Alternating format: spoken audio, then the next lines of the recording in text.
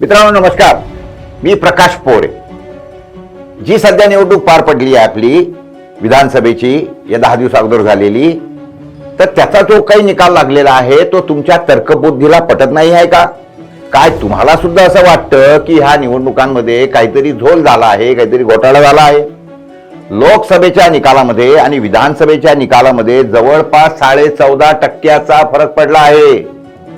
सायंकाळी 5 वाजल्यानंतर जवळपास 8% मतं कशी वाढू शकतात? काय तुम्हाला सुद्धा ईव्हीएम वर संशय आहे? काय तुम्हाला असं वाटतं की या निवडणुका ह्या बॅलेट पेपरवरच घ्यायला हव्यात?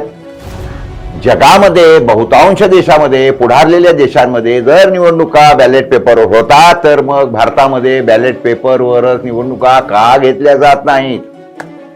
अहो, श्रीरामाचं नाव घेणारी ही माणसं एका जमान्यामध्ये सीतेवर केवळ एकाने संशय घेतल्याबरोबर तिला अग्नी परीक्षा द्यायला लावणारी ही माणसं, मग जेव्हा लाखो करोडो लोक ईव्हीएमच्या वर संशय घेत आहेत, ईव्हीएमच्या संदर्भामध्ये त्यांच्या शंका दूर का केल्या जात नाही आहेत?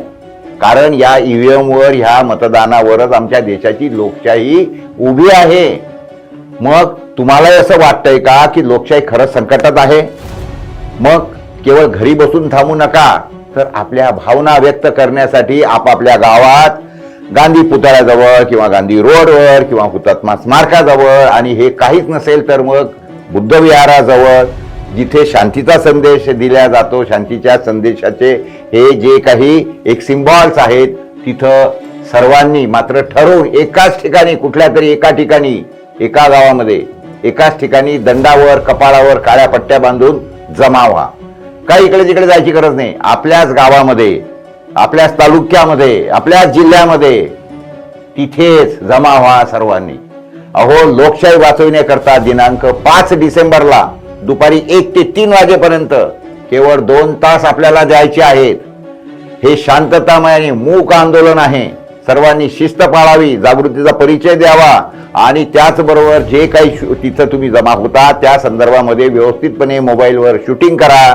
जर तिथं पोलीस वगैरे येत असतील तर त्यांना हात जोडून नम्र विनंती करा की आम्ही शांततेने आमचं फक्त म्हणणं मांडायसाठी इथं आलेलो आहोत। पोलिसांनी सुद्धा लक्षात घ्या, ज्या लोकशाहीचे तुम्ही घटक आहात त्या लोकशाहीला वाचवण्याकरिताच ही माणसं पुढे येत आहेत।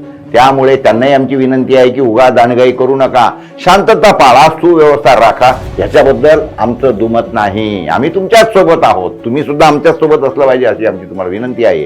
त्यामुळे महाराष्ट्रातील तमाम मतदारांतर्फे मी प्रकाश पोरे आपल्याला ही विनंती करत आहे। तर येणार नक्की 5 तारखेला दुपारी 1 ते 3 केवळ 2 तासासाठी लोकशाही जिवंत ठेवण्यासाठी, लोकशाही वाचवण्याकरिता तुम्हाला आपल्याला हा पुढाकार घ्यायचा आहे। नमस्कार, मी प्रकाश पोरे।